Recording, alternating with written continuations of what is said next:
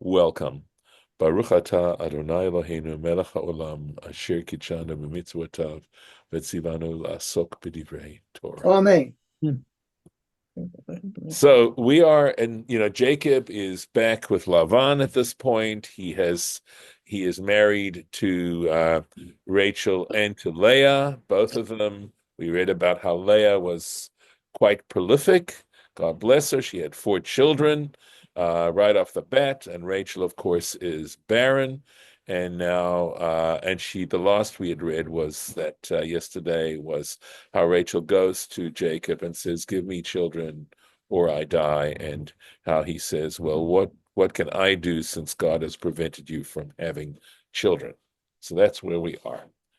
Vatomer, and so she says to him, Hine, here, Amati Bilha, my maidservant Bilha, Bo Eleha, come to her, right? Be intimate with her. Vateled Arbilkai, that she gives birth on my knees, literally what that means. There will be a Rashi on that. V'ibaneh gam anochi mimena, and let me be built up too from her. So, so notice, of course, a similarity and a parallel between Abraham and Sarah and Rachel now and Jacob. And we're going to pick up on that. So let's take a look. Here we are. Al birkai, on my knees. Ketargumo. We understand this as the Targum understands it. Va'ana arbi, I will raise him. I'll raise him. And there it is. I just want you to see it if I can find it quickly. There it is. Va'ana arabe. Forgive me, I did not pronounce it correctly, right? So I will raise him. I will, in other words, I think what it means is, in other words, I will help him grow up, something like that, right? Va'ibaneh gam anochi, that I too may be built up. Mahu gam, right? What do we mean too? That I too will be built up. Amralo, she said to him, Zikencha Avraham, hayulo banim me Hagar, right? So it says, this Abraham, your grandfather, had sons from Hagar, v'chagar motnav, but he girded his loins keneged Sarah, with regards to Sarah. Amarla, Jacob replies to her, he says, Ziknati hichnisa tsarata leveta. He says, well, my grandmother, Sarah, she brought in, right, her co-wife, Tsarata, leveta, into her house. So in other words, of course, she asked Abraham to consort with Hagar. Amra Lord. So Rachel says to Jacob, Im hadavar hazeh ma'akev, if that is what is the problem, if that's what's preventing things from developing, hine amoti, here, behold, here is my maidservant. So they're picking up so well on a literary parallel. V'ibaneh gam anochi mimena, right? So I too. So the two is Kisara, like Sarah, just like Sarah. And that is what this little two-letter word gam implies. So that imaginary conversation that we're suggesting. Vatiten lo et Bilha shivchata leisha, and she gave to him, in other words, to Jacob, Bilha, her maidservant, as a wife. Vayavo eleha Yaakov, and Jacob came to her, right? Consorted with her, was intimate with her. Next on. Vatahar Bilha, and Bilha conceived, right? She became pregnant. Vateled Yaakov ben, and she gave to Jacob, she bore for Jacob a son. Vatomer Rachel, and Rachel said at the birth of the son, Danani Elohim, right? God has judged me. V'gam shama b'koli, and he too has heard my voice. V'yiten li ben, and he has given me a son. Al Kain Karash Mordan. And for this reason, she called his name Dan, right? From the meaning to judge, right? Danani Elohim. God has judged me. In what sense has God judged her? Danani, right? He judged me. V'chayavani, he found me guilty initially. V'zakani or zikani, and then he found me innocent, right? Or he well, I don't want to say pardon me, right? Zakah is to find merit, right? That he found merit in me. And of course, we read before how when it says that Rachel was jealous of Leah, that she was jealous in the sense that she wondered in what sense Leah was more righteous than she, that she should be able to conceive while Rachel should not. It's just a very interesting take on their relationship and on Rachel and on the idea of what a miracle and a divine miracle it is to be able to conceive, right? So, Vatahar Od, and again, Bilha, this is referring to Bilha, conceived once again. Vatele Bilha Shivchat Rachel. Notice, by the way, the repetition of the Shivchat Rachel, right? That's not necessary, but it's in there, and somehow it is emphasizing something, right? Ben Sheni Yaakov, a second son to Jacob. Vatomer, I think there is let's see if there's no Rashi on that. Vatomer Rachel, and Rachel said, Naftule Elohim niftalti, okay, im achoti gam yacholti, with my sister I am able to succeed. Vatikrashmo Naphtali, and he was called Naphtali. So this word Naphtali is a very unusual word. Rashi's going to speak quite a bit about it. And in fact, my understanding is that there may in fact be three different ways to understand this word. Where does this word Naphtali, what is its root? Where does it come from? How do we understand it? Right? Naftule Elohim, right? The Naftule of God, whatever this means, right? Here we go. So he says, Menachem, Rashi quotes a teacher of his, Menachem ben Saruk, Pirsho. So whether Rashi himself actually sat at the feet of Menachem ben Saruk, or whether Rashi had a manuscript of his that he studied from, I'm not certain, but he is giving reference. He's referencing him as a commentary, as a commentator. B'machberet, so b'machberet means a book, right? His book of commentaries. Samid Patil. So there's the naftule. Samid Patil means that it is like a bottle that is sealed, right? Patil. So chaburim. So here we go. Chaburim me'et hamakom nitchabarti, right? So here, chaburim refers to a connection, right? Some kind of tie, me'et hamakom, from the divine, from the Almighty. Nitchabarti, I tied myself. Im achoti dischut lebanim, right? So, nitchabarti im achoti. I think what it's referring to possibly has to do lischot lebanim. So in other words, somehow I connected myself to my sister to gain merit to have children. That's at least, again, this isn't the easiest Rashi for us to interpret, but that seems to be nitchabarti im achoti, right? Somehow I connected myself with my sister so as to have sons. And we know, remember, this is referencing back, of course, to where Rachel is doubting herself. For Ani, and Rashi referring to himself now, mefarsho lashon ikesh ufetaltol. So there's another word that seems to sound like naftulim or naftali, and he says I would explain this as having the meaning as being the language of perverse and crooked, right? Nit akashti vehiftzarti. In other words, I went through hoops, something like that, right? That I went through hoops. Let me go on. B'tzirot v'naftulim harbe.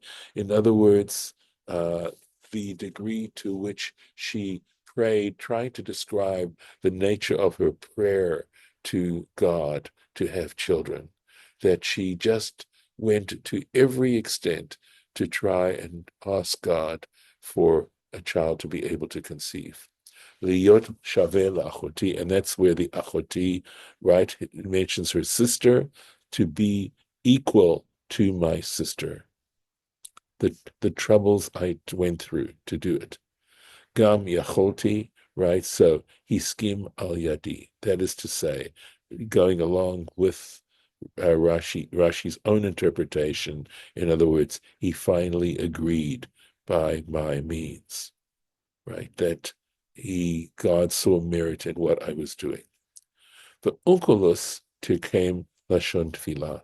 So there's a third interpretation, and that is onkelos, right, who understands Nephthalim as, look at it, has letters that suggest tefillah. We're talking about prayer. And in fact, in some ways, all these three interpretations have some, it seems to me, have some sense of prayer, right? So, naftule Elohim niftalti, there we go. That's the Elohim. Bakashot, right? Requests, supplications, achavivot lefanav, which are precious to him. Nit kabalti, right? I was able to receive. Venit atarti ka'achoti, right? So in other words, I think here nit kabalti means that she was able to pray in the same way, right? Nit atarti, this is a word for prayer, right? I supplicated like my sister. So that's also taking into account the reference to her sister in this. Niftalti, right? Nit kabalti nit kabla tfilati. So niftalti, he understands as meaning my tfilah was received. So this is again how Onkelos understands it. So that's three interpretations of this word Naphtali. And he goes on, Rashi goes on to say, Umidrashot, Midrashe Agadot. There are many legends, Yesh Rabim, right? There are many legends of Midrashim, Belashon Notarikon, that understand this word Naftal, Niftal, Naftalti, etc.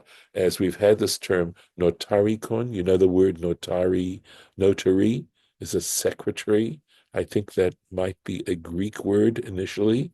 So it's understood as shorthand, right? Because when you learn how to take shorthand, basically what you do is one of the first things you do is to find ways to abbreviate words and into little parts so that then it becomes the signs of, like, I think it's Griggs shorthand, I believe is what it's called, one of the systems, but essentially it's shorthand, notarikon.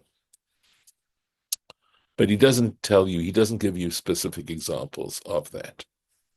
So, Vatere Leah, so she calls him Naphtali.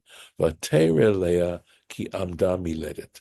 Leah saw that she had ceased from giving birth, right? She had 4 children, and then she no longer gave birth. Vatikach et Zilpah shivchata. So she took Zilpah, her maidservant, vatitenota leYaakov leisha, and she gave her to Jacob as a wife, right? Vateled Zilpah shivchat Leah. Again, notice this shivchat, Rachel, shivchat Leah, right?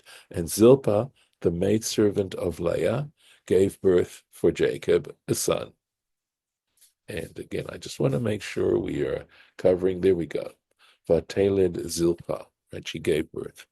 The Kulan Ne'amar Herayan. So this is interesting, she says, because in the other cases, it talks about Vatahar, that they conceived. So he says with the other ones, with the other maidservants or the other women, it says Herayon. It talks about becoming pregnant. Chutz mi Zilpah, but with the exception of Zilpah. And again, this is such a wonderful example of how carefully they look at the texts and any variations, etc., and how they give rise to interpretation. Right. So Zilpah, you don't read about her conceiving, right, or becoming pregnant. Lefi shahaita bachura mikulan.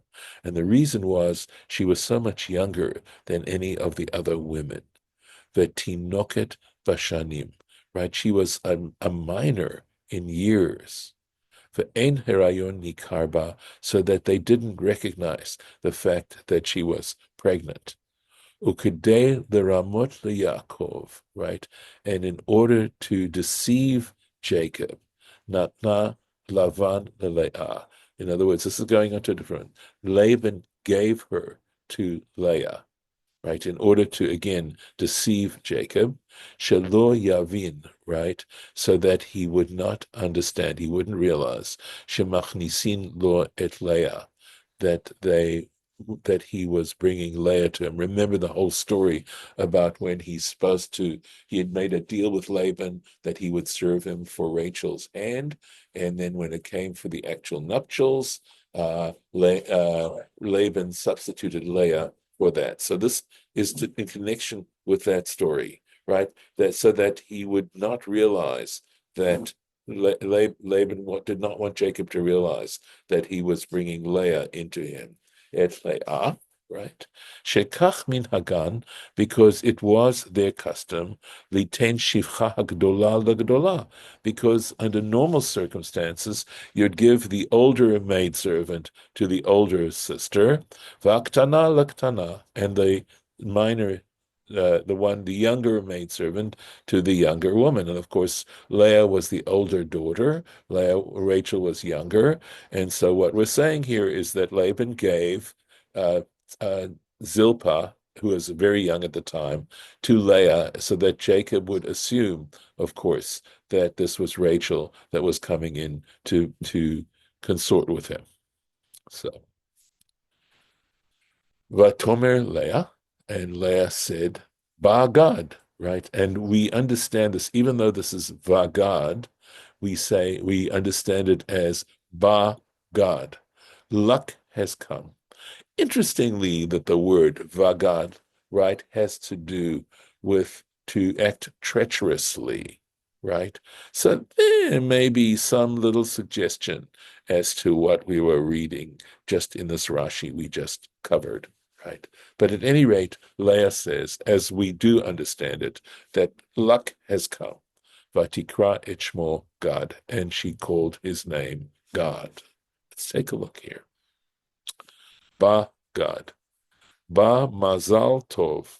Good luck has arrived. Kamo, and in Tractate Shabbat, page 67, on the B bet side of the page, Gad Gedi V'sanuk Lo V'domelo. So now I'm going to have to show that I'm not certain what's going, but clearly it's some kind of Aramaic phrase, right? And there's this expression here that is talking about luck of some kind. Vedomelo, he says, and similar to this is in Isaiah 65, chapter 65. Ha'orchim legad shulchan. It looks like, or shalchan, right? Orchim would normally be visitors, right? Sent them to this Lagad. So there's some Hebrew here that I'm going to have to look at carefully to understand. So I'm going to pause for a moment. Okay, so I'm pausing the recording and I'm going to check something out. I want to be able to translate this for you. So give me a moment. I'm going to try. Okay, let's see where this is. Okay, 1 second. I just didn't get far enough and didn't realize, of course, that I was going to have to deal this. Okay, give me a second. Right, okay. Okay. Right, okay. There it is. Okay. I have, okay. One second. I'm just looking at some. Okay. One moment. Okay. Okay. All right. We'll get all of this down here. One moment. Oh, ooh, okay. Give me a moment here. Okay. All right. So here's what this means, right? So something like send fortune, something like that. Let's just doubly check, right? Yeah. Okay. Sanuk means to tire not, right? So I'm exactly what the context is of this, I am not certain. Okay, but let me put this in. One second, right? So this is to tire. And so something like maybe it means, that the fortune just doesn't tire out. Okay. And here we go. Somehow, so the it looks to me as if it's saying, right? Okay. So Ha'orchin means here, it's not a noun, it's a verb, who prepare, right? So that's what it's meaning here, who prepare for a table for the fortunate. And I suspect that Isaiah is saying, we're showing favor to the people who already are in good shape, as opposed to the people who are unfortunate. Okay. Umidrash Agadah, and there's another interpretation, again, sort of legendary interpretation. Okay. Let me make sure I've got the right place. Right. Shenolad Mahu. That God Himself, again, this is another time that we've said that God was born circumcised. Kamo, and again, we have a situation or an example in Daniel, the book of Daniel, chapter 4. Gadu ilana. So it can mean to cut off a tree. So, in other words, God can mean that his foreskin was already circumcised, and that's what it has to do with. So again, these names have more than one meaning. V'lo yadati al ma nichtav teva achad. And Rashi goes on to say, and I do not know, he's giving us a personal comment here. I do not know for what reason it's written as one word. Davar acher, another interpretation. Lama nikret a teva achat. So now he goes on. So that's one way to look at it. He says, on the other hand, possibly this reason, this might be a reason why it's written as one word. Right. So here we go. The word bagad, as I mentioned, can mean treachery of some kind, right? Kamo bagadati be, you have acted as a traitor against me, keshebata el shivchati, when you came to my maidservant, keish shebagad be'eshet neurim, right? So like one who uh, was unfaithful, right, to the wife of his youth. So that could be some implication. Of course, she gave him her maidservant, unless we're talking about Sarah, right? Because she does criticize Abraham for, even though Sarah had told him to take Hagar, she is accusing Abraham of somehow acting in a way with Hagar. This is back to that story, in a way that Hagar, remember, looked down on Sarah because Hagar became pregnant right away, and she looked down on Sarah. So that could be referring to that particular reference there. And I'm going to stop the share. And of course, if you have any comments, any thoughts that you want to share for the record. Okay, I'm going to stop.